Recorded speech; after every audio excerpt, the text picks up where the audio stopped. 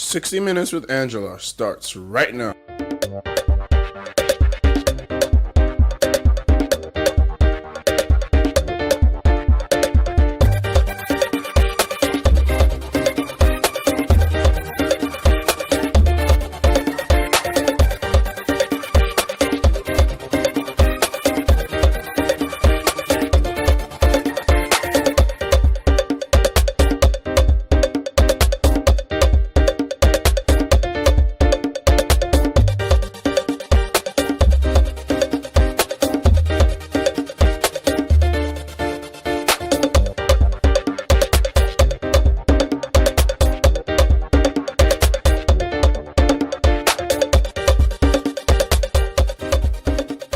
Everybody, including Dogara, including the chief whip, including Abdul Mumin Jibril, yes, the former chairman of the appropriation committee, including every other member of that committee who had his own signature, his or her own signature, put his own signature to the bill which went to the president for his assent, who, surreptitiously added certain figures for their own constituencies without the other members of the House being privy to that one. All of them must be investigated by the police or by the EFCC.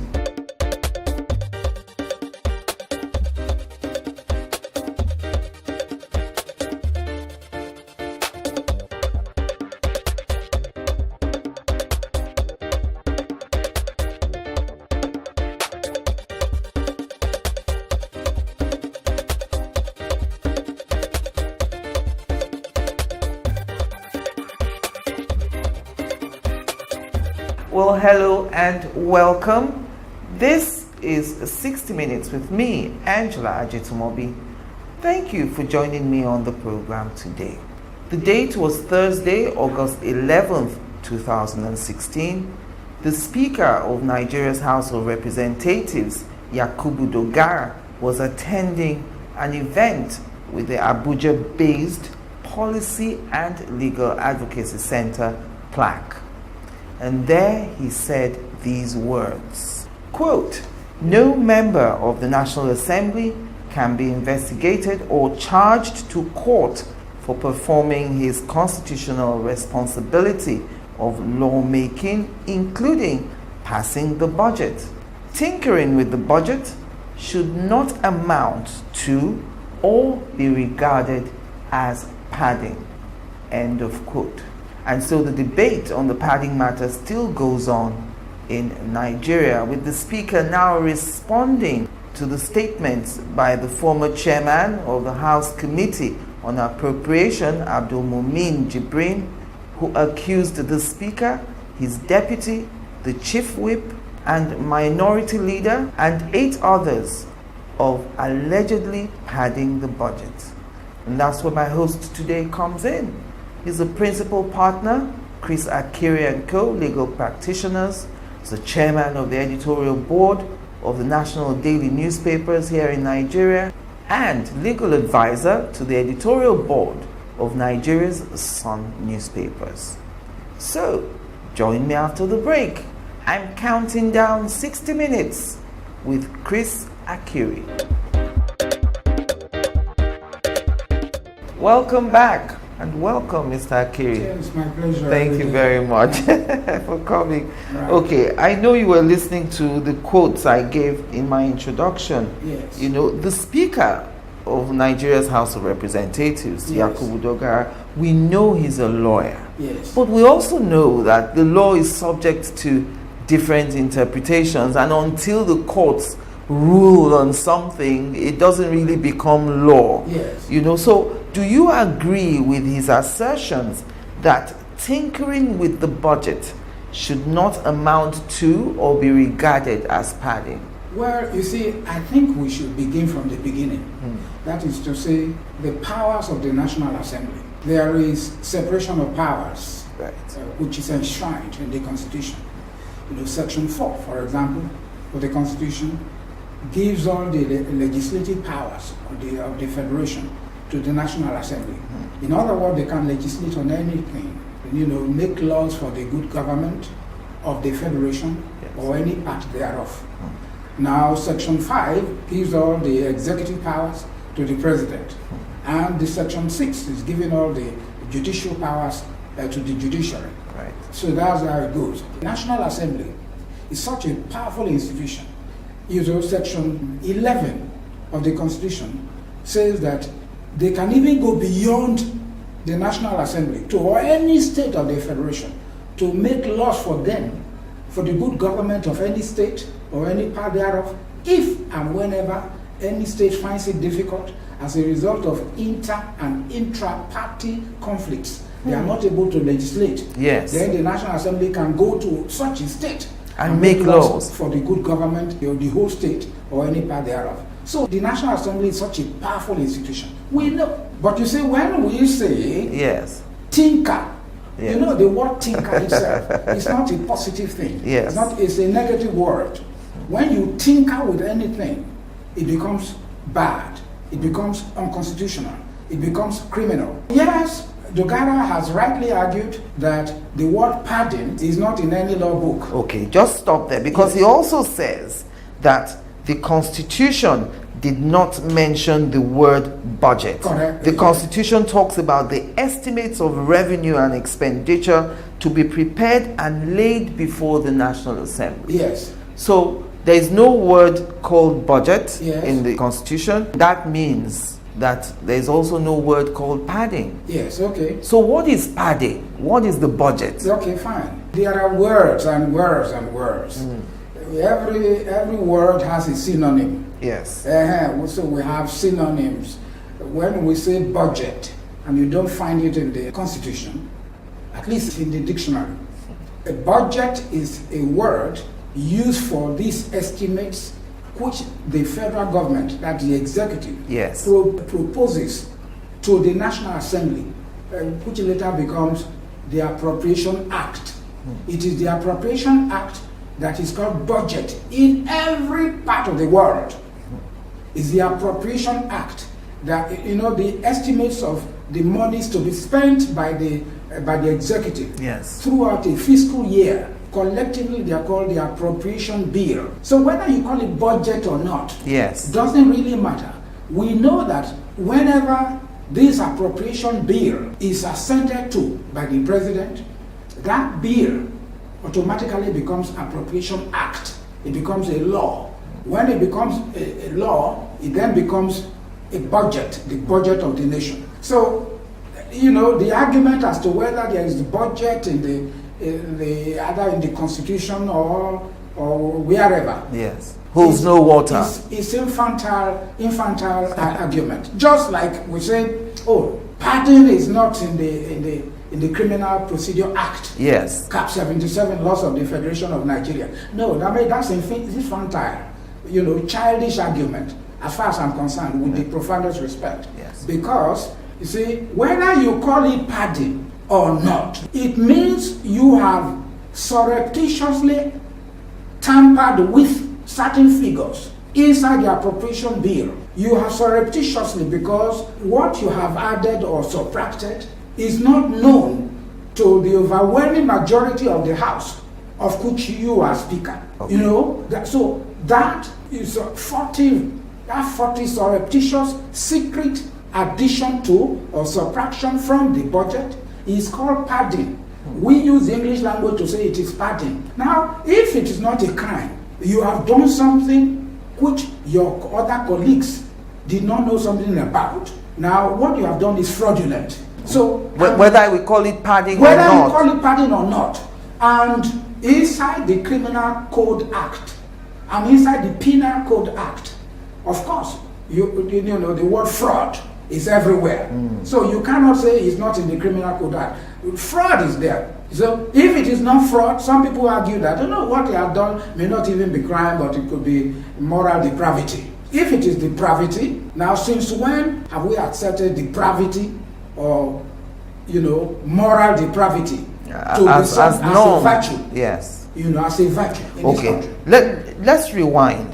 I interviewed another lawyer here, Yes. GT Ogunye, and he says that the president presents this appropriation bill Yes. to the National Assembly, and the only duty they have is to examine the details of that bill that the president has sent. In other words, if they don't agree with certain things, they can either reduce the amount the executive has allocated to something or increase the amount. Yes. However, he says those heads and those subheads, they have no right to add anything extra to them. They can't form a new head. For instance, say, oh, we're doing boreholes in this constituency, so we want to add that. And the only way out for them is to lobby the executive, like is done in the United States, Yes. for inclusion of those projects in the budget. The executive has sent a bill. Yes. And this bill includes all the various heads and subheads. Yes. Now, when it sends such a bill to the legislature, the aim is for the executive to say, look, you legislatures, it is now your business to look at it and see whether the heads, the various heads and subheads are too much, because you should know much better than ourselves. You represent, 360 of you. Representing the people. Representing the people. Yes. And 109 in the Senate representing the people. So you are more than us. So you take a look at it. If these heads and subheads are too much, you can reduce. When you reduce, you let us know you have reduced. If the heads and subheads are too small, you add to it. When you add you add to them. Yes. When you add to them, then you let us, the executive, let us know you have added to this. Then when you pass the bill on to the president for his assent, he will take a look at what you have amended. Yes. The subtractions and the additions you have made. And if the president is satisfied with these subtractions and additions, he can give his assent. Yes. If he's not satisfied, he will send it back to you. That's the way it is. But so that when you make any amendment, it must be the amendment that everybody in the House agrees with. Everybody in the House agrees with at the end of the day. In the final analysis, the committees are there to look at these things to start with. But then when the committees finish their job, they must let the whole House, sitting as a House, see what the committees have done. And they say, this is what we have done. Now, what this House has done must be known to the other House, you see, and so on. But in this particular case, a group of people who said they are the top-notchers in the House of Representatives sat down together and secretly, very furtively, took a look at certain things, and they amended, they put certain things up to 20 billion naira or more than that one to feather their own nests. Yes. Now, that is unacceptable. No other person apart from this group of people, whether there are 4 of them or 8 of them or 10 of them. Yes. I mean, we have 360 people in the House, for goodness sake. If about 4 people or 10 people, sat together and decided to use their own position in the House to add to or subtract from the bill, and this subtraction and the increases are not known to the other members of the House, they have committed at least, if not an offense, at least a fraud. And fraud is an offense. Yes. So this is it. And it's not morally justifiable that these people should use their offices to include or subtract from the bill on their own. Okay. That would be morally bad. Do you support the idea of constituency projects? Because that's the basis of their argument, that, they also, even though they're lawmakers, they have constituency projects, which some lawyers say are illegal under our law. They are there to make laws, not to execute anything. How do you then propose for them to include these constituency projects to benefit their people directly? You see, it's because of the presence, in the House. I don't know where this constituency project is talked about, but they have brought it to fend for themselves. Now, constituency projects in themselves are not terribly bad. Now, because these people are representing the entire system.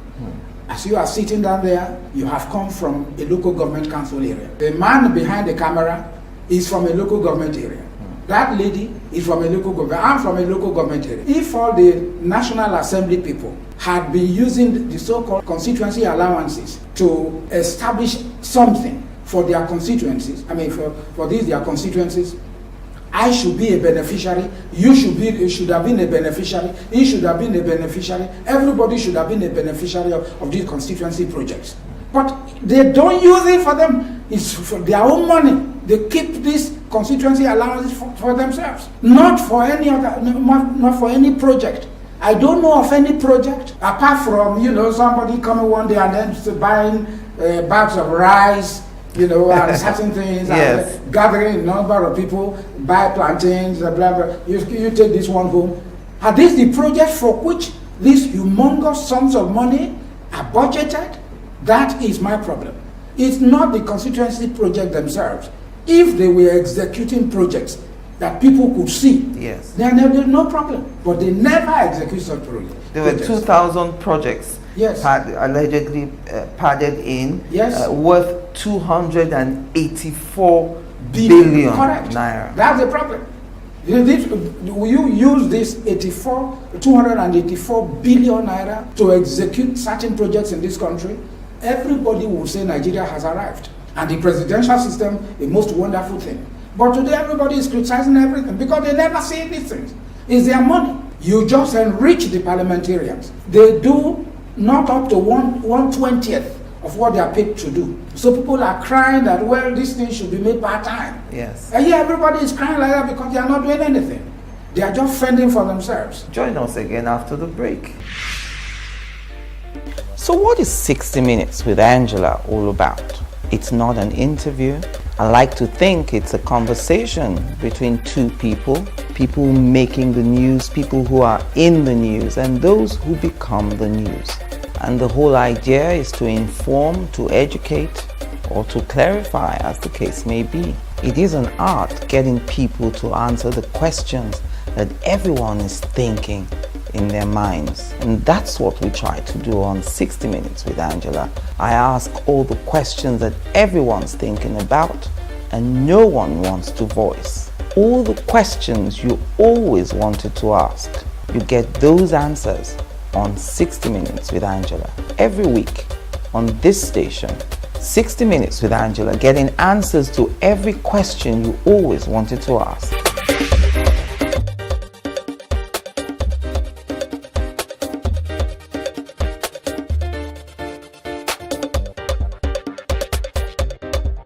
Welcome back. If you've just joined us, it's 60 Minutes with me, Angela Ajetomobi. On my hot seat today, Chris AKIRI, legal practitioner, principal partner, Chris AKIRI & Co., and chairman of the editorial board of national daily newspapers.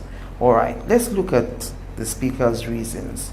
He says that by virtue of the provisions of the Legislative Houses and Powers and Privileges Act, no member can be charged to court or investigated for exercising his powers of lawmaking. The budget is a law. Being a law, therefore, means that it is only the parliament that can make it a law. And I challenge all of us to look at our law and tell me where it is written that the president can make a budget. What I'm saying is further reinforced by Section 80, subsection 4 of the Constitution, which says that no money shall be withdrawn from the Consolidated Revenue Fund or any other fund of the Federation except in the manner prescribed by the National Assembly. And if you say the National Assembly doesn't have powers to tinker with the budget, that we should just pass it when it is prepared and laid, we turn it into a bill. If it is a bill, how do other bills make progression in the parliament in order to become law? So what he's saying is that legitimately they have a right to put things in or remove things from the budget. It is in the exercise of their natural duty to do so. And being that that's their natural duty, they can't be guilty of an offense. There are so many questions built into that statement. For example, I like to say that under the Powers and Privileges Act of the National Assembly, yes, that act is not the same thing as Section 308 of the Constitution, which gives immunity to the President, the Vice President, the Governor, and the Deputy Governor. So is the Speaker assuming immunity for them? Correct. He's assuming immunity, and that is it's a far cry from what Section 308 is talking about. The Speaker or any member of the legislature is not immune. He's not immune to any legal action. Yes, any legal action if he commits any offense, he will be in for it. Now he's alleged to have committed an offense. Yes. He must face the legal processes very squarely. Now, we say, how does a bill become law? He asks us that question. That's too simple. Anybody can propose a bill, whether an individual or any of the parliamentarians, or the parliamentarian as a whole, or the executive. When the bill is proposed, it's sent to both houses, and each of the houses, that is the House of Representatives and the Senate, will consider such a bill. Yes. When an entire house agrees to the bill, it passes on to the other house for its own consideration. The other house will also pass it to the other house, and so on. When they don't agree, certain committees are set up to look into these bills. Then when such joint committees are set up to look into such bills, if they agree, yes, then the whole thing is passed to the plenary session of the National Assembly. Yes. The plenary session will look at it. When they agree to this bill, they then pass it on to the President for his assent. If the President does not assent to this bill within 30 days, it is returned to the two houses, which will now reconsider what the President has sent back. In other words, the committees of the Senate and of the House of Representatives will consider this bill and again present to the full House. When they have reconsidered this bill, they send to the President for his assent again. Where the President fails to assent to this bill within 30 days, that bill becomes law. Whether or not he signs it. That's the law. That's what is in the Constitution. So that's how a bill is passed into law. But what we are saying is not whether the Speaker and other groups in the House exercise their legal right making a law. What people are alleging is that at the committee level, the Speaker and other people, other top notchers of the House of Representatives, tinkered with this thing without the knowledge of other members. The chairman of the Appropriation Committee, Jibrin, for example, might know about it. They would influence him and then say, come on, put this there, put it. I say, if we allow us to put this there in the bill, we will also allow you to put your own. So just allow us to put it there. Now, then they put it there. Jibrin probably put his own there while he was still chairman. He was to spill the beans only after he had been removed from office. Yes. Otherwise, it was not to talk. Let us put this there, and then you put your own there. That was the agreement before. Can't we agree with them? Yes. That putting those things in was part of the exercise of their legislative duty? Now, were the other members of the House privy to it? That's the question. They did what they did without the knowledge of other members of the House. Only those top members of the House of Representatives, beginning with the Speaker, the Deputy Speaker, the minority person, and then the Chief Whip. Yes. Only these people, maybe plus 8 others, like they're saying, 8 others. There are 360 people in the House. The remaining 356 people, or 300, let us say even 300 people. Yes. Did they know about what Dogara and these top notchers in the House of Representatives, did they know about what they did? That's the question. Can we also ask the question that, if the committee is considering these things, there is an appropriation committee. Yes. Couldn't these other members of the House be deemed to have impliedly or expressly given their consent to this committee to act on their behalf? Does the Yes. committee have to come back to every single one of them and say, oh, we're adding this 2 billion, we're adding this 20 billion? You know, having commissioned the committee Yes. to work. Yes, my own take on that one Yes. is that everybody, including Dogara, including the chief whip, including Jibril, Abdul Mumin Jibril, Yes. the former chairman of the appropriation committee, including every other member of that committee who had his own signature, his or her own signature, put his own signature to the bill which went to the president for his assent, who, surreptitiously Yes. added certain figures for their own constituencies without the other members of the House being privy to that one. All of them must be investigated by the police or by the EFCC. All of them. They have dipped their hands into the forbidden fruit and they ate, all of them ate. You see, if Jibril, Yes. who must also be investigated, if Jibril did not, let the cat out of the bag, we would not be aware of this today. Even other members of the House would not know. What about the argument that this thing has been going on for years? Yes. It didn't start now. Yes. And it probably won't end because, as you said, if Jibrin didn't blow the alarm, Yes. nobody would know. Yes. It would still be going on. Yes. And don't forget, Yes. if this is also going on in the Senate, Yes. we don't know about it either. Okay. The good news is that Jibril, although he must also be investigated, Yes. the good news is that Jibril, we have to be thankful to God that Jibril, let the cat out of the bag. Even if it has been going on for years, Yes. it's not a good thing. You ask any Nigerian today, this thing that has just been revealed in the House has been going on for years. Should we leave it as a result of that? Should the crime which has been committed over the years, but only recently discovered, be allowed to become a virtue? They would answer in the negative. Nobody would say, just because this crime has been committed over the years, Yes. therefore it should be left alone. It should continue. Yes. And you ask anybody what either Jibril or Dogara or Leo Ogor or any of them is alleged to have done. Is it good that they surreptitiously, Yes. furtively put certain things in the bill unknown to other members of the House? And this bill was eventually sent to the National Assembly.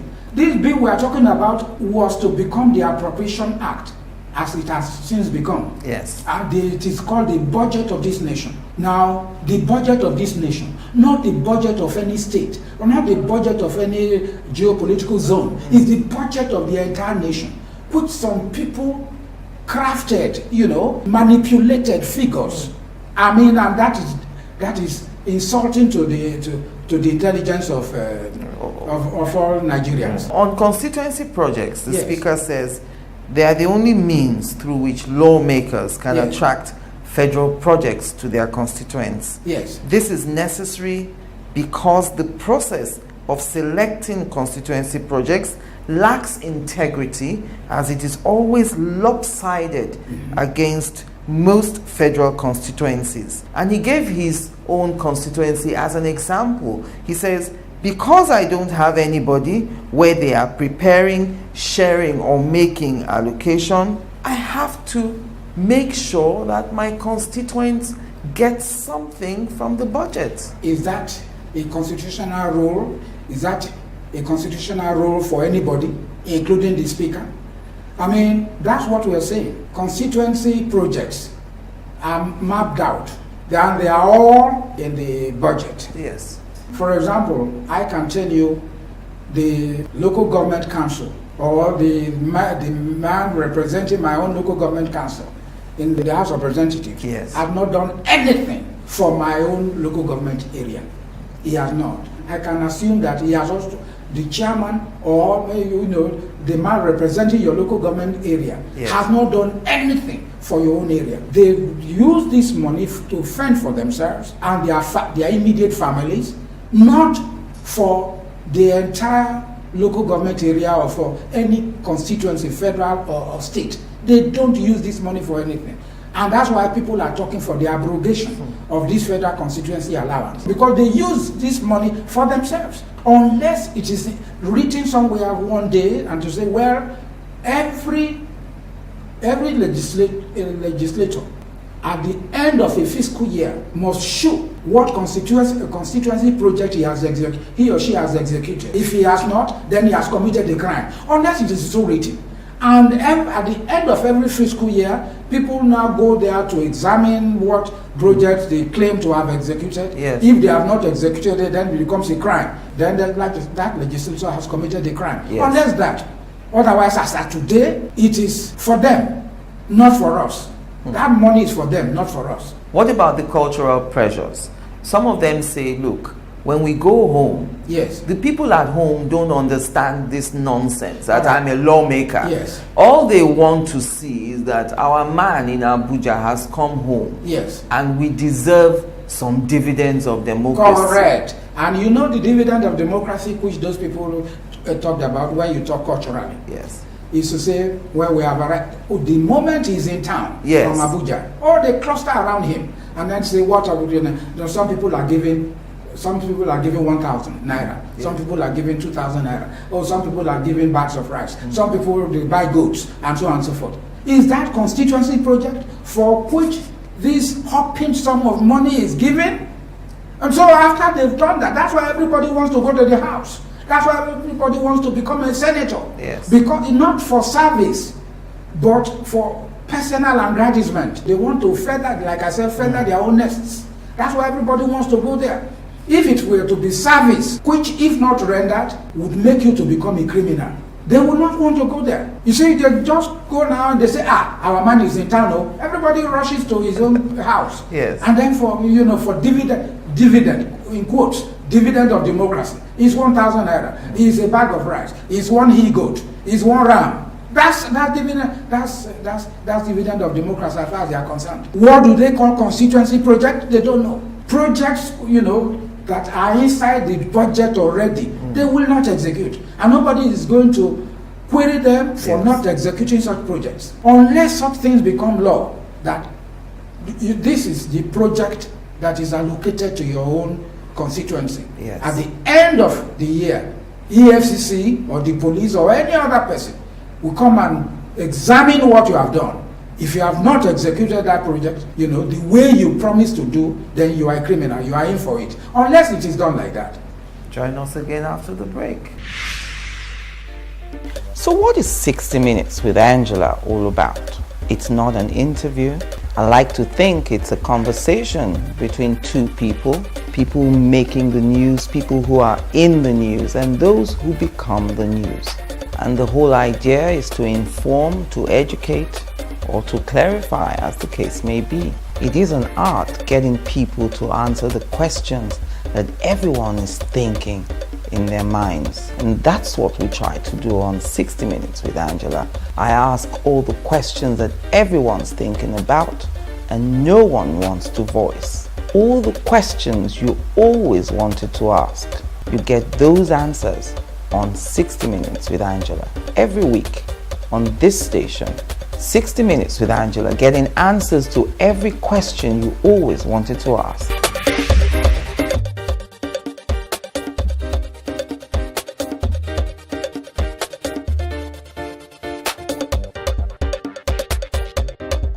Welcome back. My concluding moments now with Chris AKIRI, legal practitioner. Now, the police say they are investigating this offense. Yes. The police has raised a special investigation panel Yes. headed by Amadou Ali. They say to cross-check the claims made by Jibrin against the Dogara faction. Yes. Does the police need to raise a special panel to investigate this matter, or is it because of political correctness and the stature of the people involved that they think they need a panel to investigate, Mr. Speaker? Well, I answered that question in the negative. The police do not have to raise a special panel. Yes. Yeah, no, they are a panel already because the Police Act, makes them to be a panel unto themselves. Yes. They can investigate anything. Even the EFCC has that right to investigate and prosecute. So they should go into this matter and investigate. And I agree that it is the police, not the House, that you should investigate this matter. It's not an internal matter of the House. No, it's not an internal. There are certain things, you see, when you are making any law, whatever you say on the floor of the National Assembly, you are free from it, you are immune. To that extent, you are immune. Yes. If you libel anybody, it doesn't come to anything because you are on the floor of the National Assembly. It's a different thing when you are outside the place. Yes. But when you are on the floor of the National Assembly, whatever you say, to that extent, they are immune to certain things. But you don't commit a crime and you say the National Assembly should investigate the crime. No. I mean, that will make you to be a beneficiary of the provisions of Section 308 of the Constitution on immunity. When you commit a crime or you are alleged to have committed a crime, then security forces must come from outside to come and investigate you. If they investigate any crime in the National Assembly, that will be like they are becoming judges in their own causes. Yes, they cannot be a judge in their own cause. Like happened during the Farouk Lawan, the Lawan case. He was alleged to have committed a crime. Yes. They insisted on probing that crime. Now, after probing that crime today, I mean, for a very long time, until his tenure of office expired, he remained in the house making laws for you and for me. That man that was alleged to have put dollars in his own heart continued to make laws for you and for me. That was because the house was left alone to do all that. But if he was removed from there by the police, detained and arraigned before a court of law, which tried him and found him guilty, convicted him, and sentenced him, he would not remain in the house making laws for you and me. So today, this is another one such thing. A group of people is alleged to have committed a crime. Yes. Now, it is not the duty of the House to insist on investigating those people. The law must come from outside to come and investigate them. The EFCC and the other anti-corruption bodies have moved in based on a petition coming from Jibrin himself. Yeah. But now the party, the political party to which they all belong, the APC, has stepped in to mediate. Yeah. A lot of people are worried. What if the party impresses it upon Jibrin to withdraw that petition? Will the EFCC still be able to go ahead with that investigation and possibly prosecution? Now, I have a problem in this, the intervention of the party. It's like we are saying the party is supreme, and it is not. When we are doing internal matters, which do not border on crime, now, and it's internal matter within the party. It's not any law allegedly committed against the rest of the country, such as this one. Yes. You can talk of party supremacy. But now, party is not supreme. The Constitution is supreme. And all the other laws, they are are you saying the party has no role to play here? No role in this. A crime is alleged to have been committed. The party has no role in this one. The only institution that can weave into this matter is the AGF, Attorney General of the Federation. Under Section 84 of the Constitution, it is the Attorney General that can put in a nolle prosequi and then say, don't try him. Leave the case as it is. Leave the case as it is. Then if the case is on trial, before conviction takes place and so on, the AGF comes in and then say, stop the case. We are removing this case at this point. And he doesn't need to prefer a reason to do that. No, it doesn't need to give you reason. So perhaps those who are saying the president should intervene. Yes. Is that the kind of intervention they're thinking about? Well, that the president instructs the attorney presidency, general? Yes. The presidency should intervene. They can't say the president, meaning President Muhammadu Buhari. Yes. No, they can only be talking of the presidency. As in the executive. Correct, the executive, meaning the AGF. They have in mind the AGF. It's only the AGF that can wave into a matter that is inside the court already, or will be inside the court. They wait, and the AGF will just wait until the matter is in court. You cannot wave into the matter until it's in the court. Until it is filed and called. Yes. It will then wave into the matter when the matter is in court. Before judgment is given, he will wave into it and then say remove that thing through the nolle prosequi instrument. Can he be sued for filing a nolle prosequi? No, he cannot be sued under the constitution. And he doesn't have to offer any reasons for it. No, he doesn't have to. But there are certain factors must guide his decision to enter a nolle prosequi. But such factors are not necessarily before the full glare of the public. Right. There are certain factors, that he must think about. Yes, that he must think about before he can enter a nolle prosequi. Okay. On Tuesday, the 9th of August 2016, Jibrin filed a suit at the Federal High Court going by way of writ of summons against the principal officers of the House of Reps, seeking principally to restrain them from suspending him as a member of the House. I thought they were all elected. Can elected persons suspend a fellow elected person? He was suing them against suspension. Yes. He alleges that they had a meeting and it was agreed at the meeting that Jibrin should be suspended from the House. Is that possible? Yes, it is possible under their law. We're both elected. Yes. And then you sit in judgment over me to suspend me. What about the people who elected me to represent them in the House? If you have every right in the House. Yes. Like every other person has a right. Even the Speaker is a legislator himself. He has all the rights that other members have.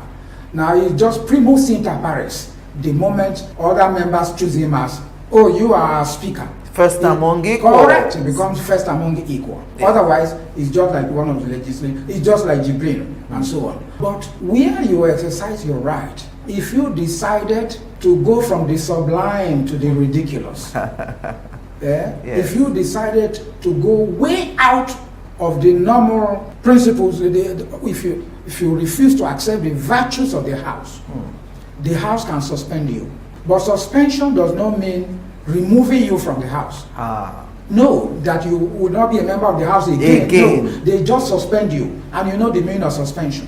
What does it mean? Yeah, it means you are away for some time. Okay. But you are still a member of the House? Yes, you are still a member of the House. Will you participate in debate or you won't attend? No, you won't attend at all. For the period of the suspension? Correct, you won't attend at all. You know, if you are to be removed completely from the House, it is the members of your constituency that will remove you. If a given percentage of them are able to sign a register that you be recalled, there is this principle of recall. Yes. Then they will recall you. Then you are no longer a member of the House of Representatives. It is the member of your constituency that can remove you. That's remove. Removal is different from suspension. Right. Correct. Okay. The Constitution says that members of the National Assembly must attend for at least 181 days. Correct. If they suspend me, yes, and that 181-day deadline is in jeopardy, you are disentitled to all your benefits. If you paid any salary, you are disentitled to your salary and your other perquisites of office. You are disentitled to them during the period of suspension. I won't get a salary. No, that's the major. That's number one. You will not be party to the passage of any bill when you're because you are not attending. Because you are not attending. Next, you are disentitled to all your benefits. So what is the aim of continuing to be a member of the House? No, but the suspension is just for some time. You know, these people reap bountifully from the House. Yes. So if they are suspended for a while, even if it's only for 1 week, you know how much 1 week means in the national oversight functions. Correct. For correct. instance. If it is 2 weeks, not to talk of 1 month or 2 months, you lose everything. Do you think that is illegal? Doesn't that disenfranchise the people who elected me to go to the House? No, but this is already well known to them. Everybody has read the Constitution, or you may not have read the laws in the National Assembly. Yes, the Privileges Act. Correct. You see, but at least if that's the law. If that's the law in the National Assembly, you were privy to it, or you were supposed to be privy to them before you came in. So when you come in, you comport yourself after the fashion of a disciplined person. If you are undisciplined, then they can apply those disciplinary measures to you. And you cannot now say, no, You can't suspend me. Yeah, you can't suspend me because you were already aware before you came in. And you were not careful the way you were not ready to toe the disciplinary line when you came in. So they do anything to you. He's gone to court to get a restraining order. Can that restraint work? Can the House turn around to say, no, an injunction cannot stop us from suspending you because this is our internal matter and this is how we regulate our internal matters in here to discipline our members? Well, that one, I look askance at that question because this question is too serious. I've always predicted what courts will say regarding certain issues, and I've always stood out. I mean, I've clapped for myself. Yes. But in this matter, I'm not ready to raise up my hand and answer that question. The only thing I could say is that the court is not likely to give that injunction. Why not? Whether temporary or permanent injunction, no. Because the court will say no. If you are acting within your own rules, we will not give this injunction. If you are acting outside your own rules, we will give this injunction. In other words, stay within the rules. Yes, but I'm sure if they suspend Jibril, the overwhelming majority of them, they vote. I mean, because I'm so sure they will vote for the suspension of Jibril the way it is.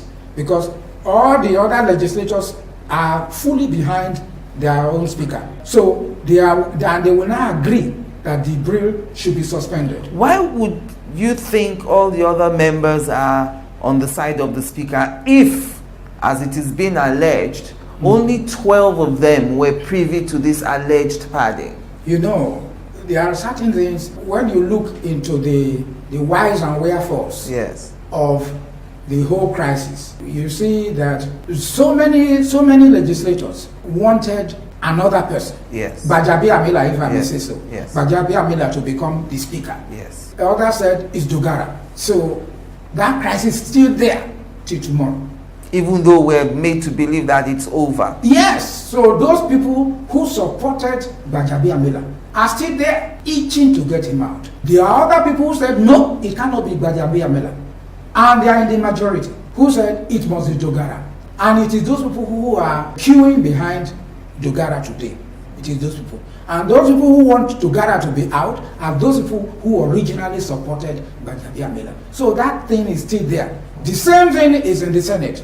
It's replicated in the Senate. That same crisis is still there. So you won't be surprised if there are some people still queuing behind Dogara and other people who say, no, he must go. But the overwhelming majority of them are for Dogara. And that's why they will all vote for the suspension of Jibril. To go. All right. So, in your opinion, has an offense been committed here? You see, that, in my own opinion, whether you call it an offense, whether it's a criminal offense, whether it's a civil offense, whether it's an offense against morality and not against any crime written in any of our statute books, it's an offense all the same. It could be just an offense against morality. You see, the courts are there. I'm not going to exercise that jurisdiction for the courts. Then we have to say whether it's a criminal offense or it's a civil offense or it's an offense against morality. Yes. And if it's any of these three things, criminal, civil, or against morality, is it enough to say to the speaker to resign? Yeah, well, yes, I think so, because a speaker is the speaker of the entire country, speaker of the national house, House of Representatives, not House of Assembly. House of Representatives, meaning the speaker of all of us. He's not the speaker of his own group, of his own constituency. He's the speaker of all of us. Therefore, he must live above board, like Shakespeare's wife. That's my own contention. And the other 11 people? All of them, same thing. Resign. They should resign, or resign as principal officers, or resign and take themselves out of the House. Well, as far as I'm concerned, I don't think the House has the right to, the House or any law has the right to say, you quit the House. You know, they should honorably resign from the entire House and not become lawmakers for you and for me again. Because morality has been offended. If a crime has not been committed, at least morality has been offended. And you cannot be a good lawmaker for the government, for the good government of the Federation or any part thereof, as ordered by Section 4 of the Constitution. Thank you very much, It's Mr. my pleasure. AKIRI. And we'll keep our eye on this story because Yes. any new development, I will have you back in, Yes, in no the problem. studio No to problem. record that. No problem. And thank you for watching. I'm Angela Ajetumobi.